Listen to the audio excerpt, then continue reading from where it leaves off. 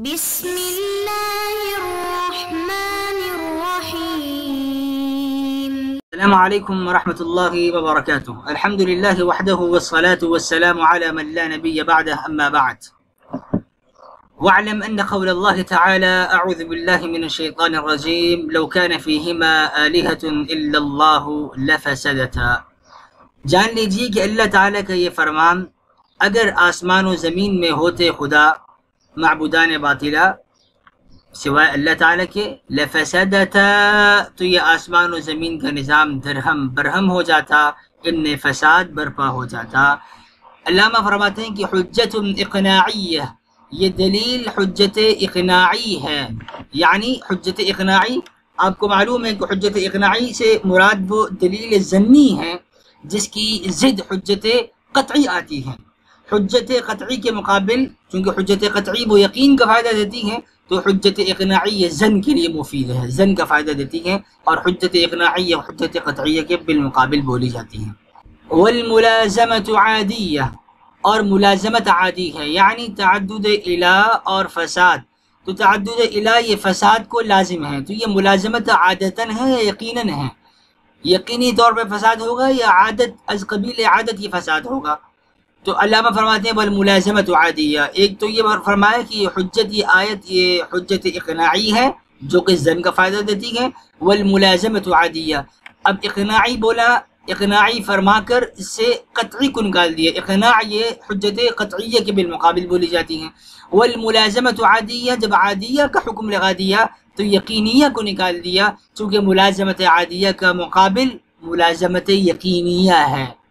على ما هو اللائق بالخطابیات،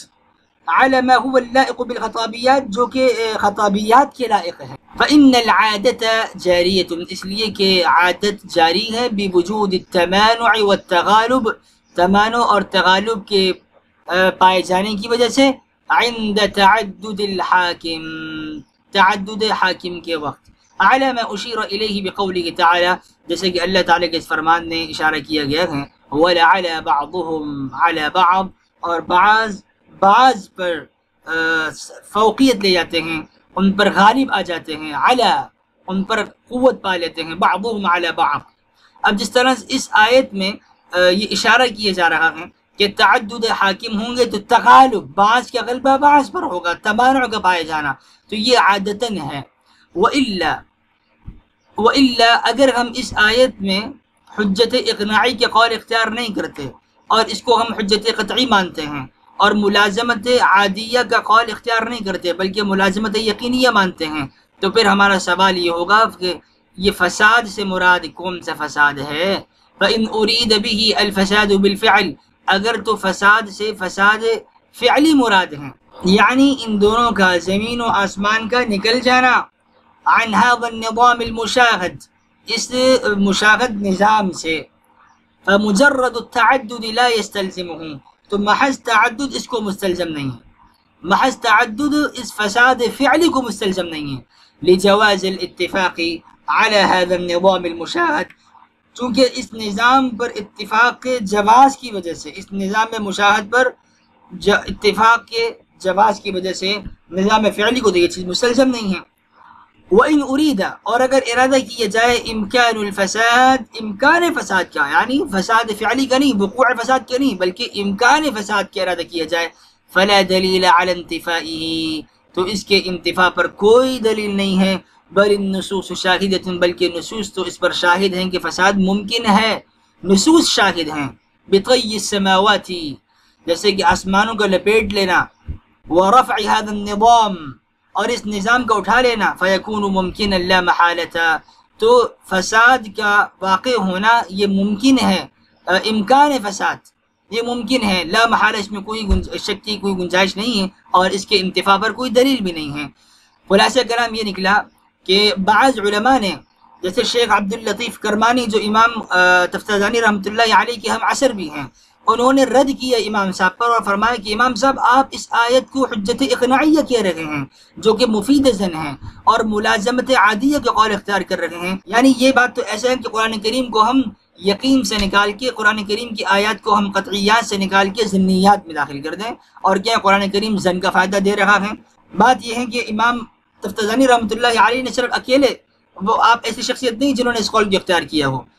اور بھی علماء ہیں جنہوں نے اس آیت سے یہ معنی اخذ کیے ہیں۔ شاہ ولی اللہ دہلوی رحمۃ اللہ علیہ الفوز الکبیر میں یہ حجت اقناعیہ کا قول اختیار فرما رہے ہیں۔ اس کے علاوہ امام رازی رحمۃ اللہ علیہ نے بھی یہی فرمایا کہ ظاہر سے یہ حجت اقناعی ہے لیکن استدلال کے لحاظ سے یہ حجت قطعی ہے۔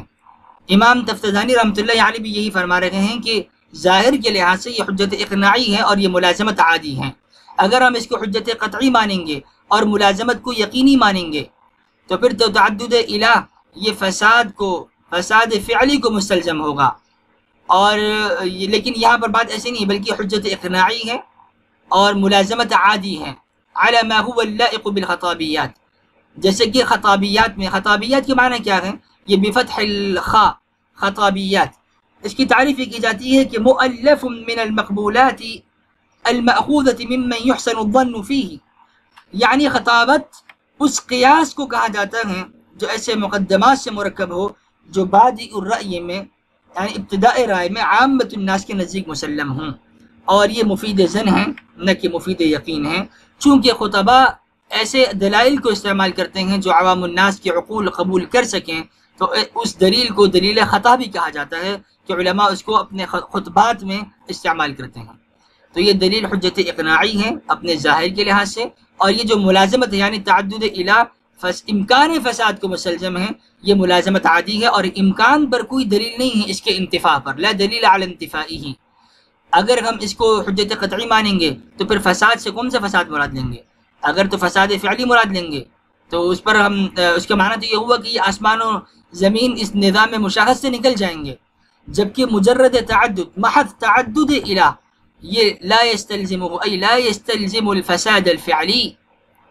تو پتہ یہ چلا کہ یہ دلیل، یہ آیت حجت اقناعی ہے اپنے استدلال اور ظاہر کے لحاظ سے، اور یہ ملازمت جو ان میں پائی جا رہی ہے یہ ملازمت عادی ہے، یقینی نہیں ہے، اور فساد سے مراد امکان فساد ہیں، اور آیات قرآنیہ اور بہت سے نصوص اس پر شاہد بھی ہیں، جیسے کہ اللہ تعالیٰ کا یہ فرمانا یوم نطوی السماء کطی السجل للکتب، تو آسمانوں کو لپیٹ لیا جائے گا، تو یہ شاہد ہے کہ امکان فساد واقع ہوگا، امکان فساد کو، اور امکان بعد میں وہ واقع ہوگا، اور یمکن ممکن، تو امکان یہ ممکن ہے، لا محالۃ اس میں کسی شک و شبہ کی کوئی گنجائش نہیں ہے۔ سبحان اللہ وبحمدہ، سبحانک اللہم وبحمدک، نشہد ان لا الہ الا انت نستغفرک ونتوب الیک، سبحان ربک رب العزة عما یصفون وسلام علی المرسلین والحمد للہ رب العالمین، والسلام علیکم ورحمۃ اللہ وبرکاتہ۔